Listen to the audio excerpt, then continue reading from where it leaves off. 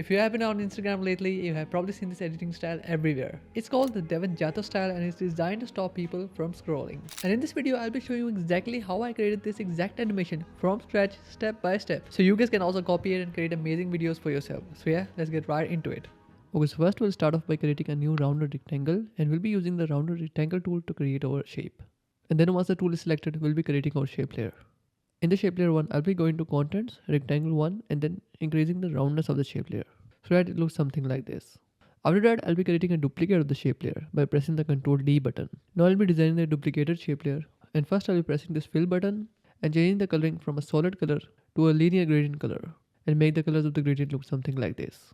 After that, I'll be adjusting the gradient positioning and you can do that by dragging these points just like I did.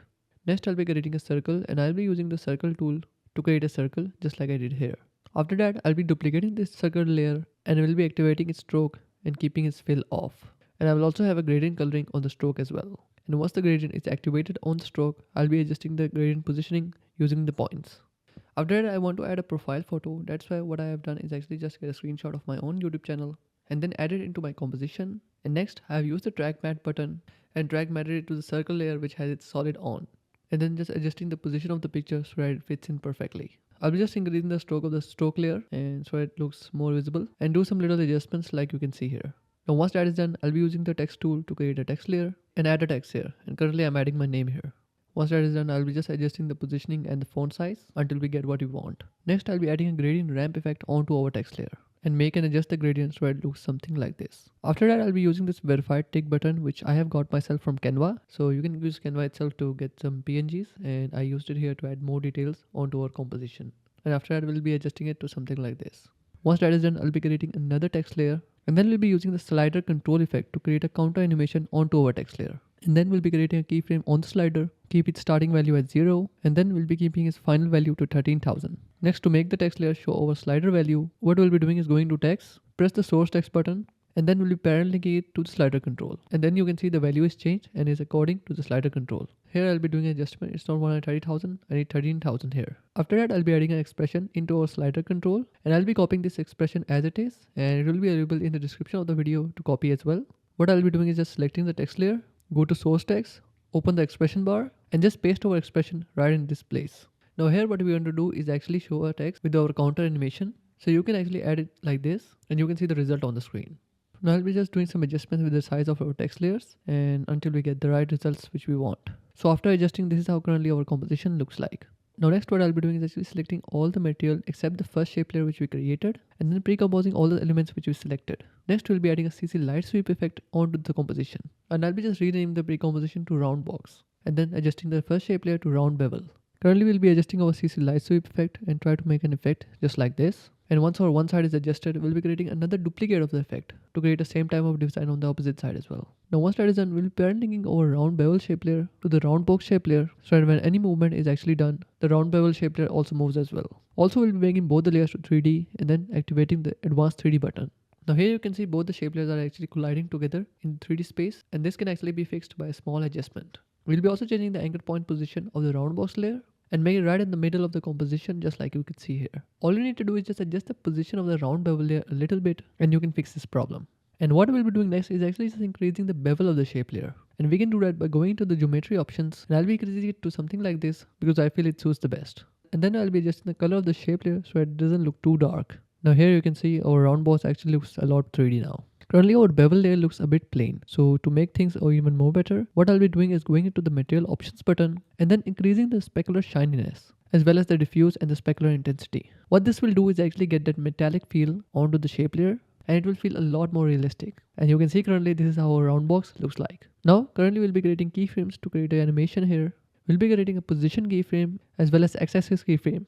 Once the position and the x-axis are set, we'll be selecting all the keyframes, pressing the F9 button and using the graph editor, we'll making the keyframes faster so that we can get a smooth animation overall just like you can see here.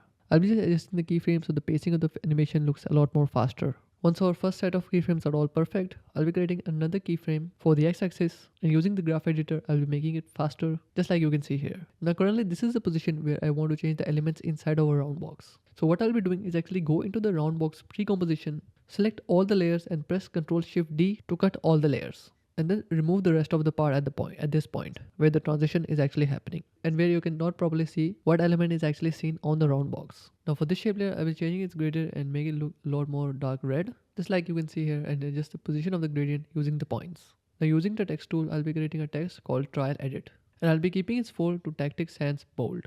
And this is how currently our round box looks like. Next, I'll be using this video green screen which I got from the internet and use it into my composition. You can get similar videos using Canva or YouTube as well. And next I'll be changing the color of the trial edit text here and make the trial part look dark red, just like you can see here. And once that is done, I'll be adding a CC light sweep effect onto the text layer. And I'll be adding a deep glow effect onto the text layer as well. So this is how currently our first text box animation looks like. Now for the next part, what we'll be doing is actually pre-composing all the elements inside the composition. And what I'll be doing is actually lowering the scale of the composition. Next, what I've done is actually added this stock footage from Envato, which you guys can get yourself as well. Or you can replace it with some other similar footage as well. And I'll be renaming the composition to mobile screen because we want to add this pre-composition inside the mobile screen. After that, I'll be using the 3D iPhone model, which I have got from Sketchfab and is absolutely free. And once I got the 3D model, I'll be using it inside our composition and adding it just like you can see here. And I'll be hiding the mobile screen for now so that we can focus on the iPhone model. And once it is set on the screen, I'll be turning it back on. Now here you can see that I want to add Devin's footage inside the mobile screen.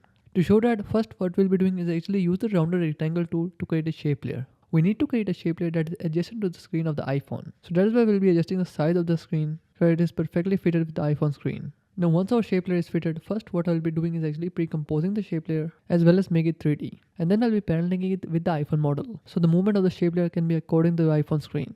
But you can see that currently it is colliding with the background stock footage. So I'll be decreasing its z-axis as well as the z-axis of the shape layer so it is not behind the iPhone screen, just like you can see here.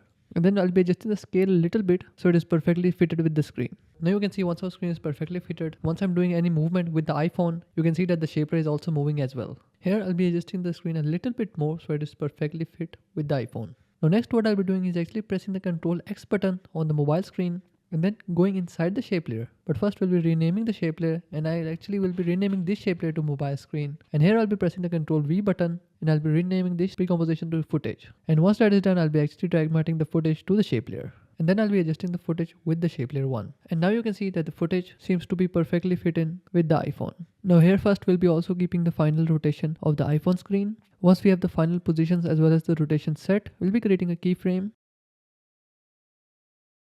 for the position as well as the rotation of the iPhone. And these are the keyframe values which I'm going to be keeping before the keyframes start. I'll be adjusting the frames so that we cannot see the edges of the iPhone.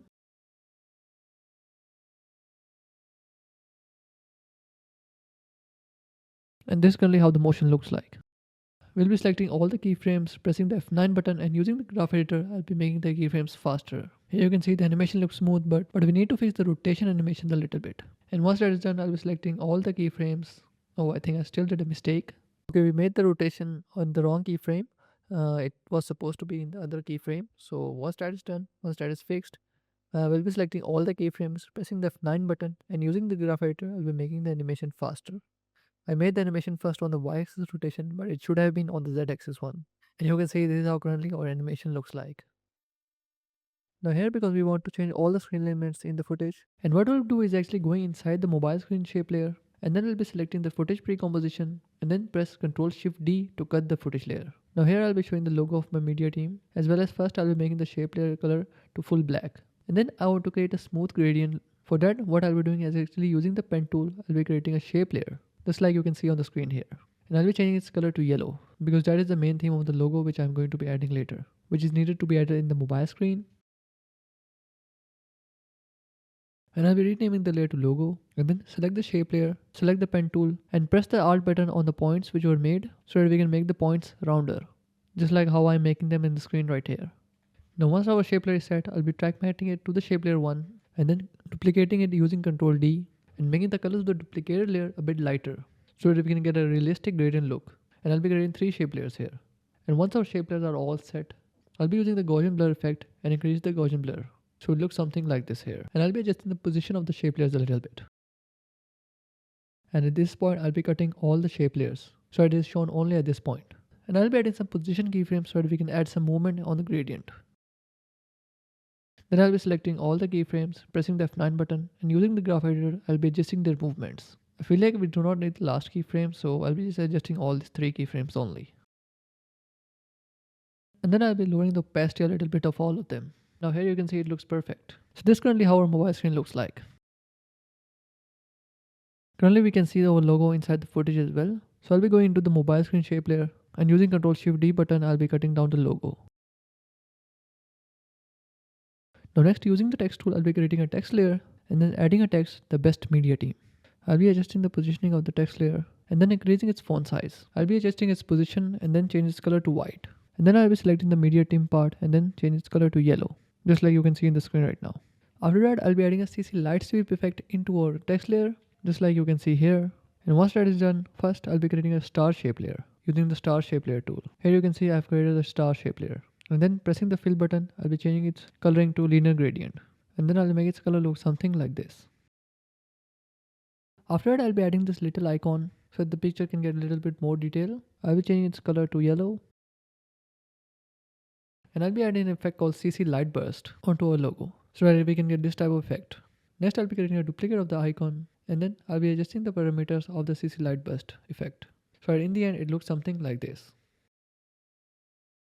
Now first, using the anchor point mover, I'll be adjusting the anchor point of the star shape layer so that it is right in the middle because I want to create a scale animation. And this is how currently I'll be creating a small scale animation. As well as I'll be creating a opacity animation and then I'll be adjusting the animation keyframe so it looks something like this. Now once everything is set, I'll be selecting the text layer as well as the shape layer as well as the icon and create a pre-composition of it. Once that is done, I'll be making the layer to 3D and then adjust its size as well as its scale. You can see currently this is how our animation looks like.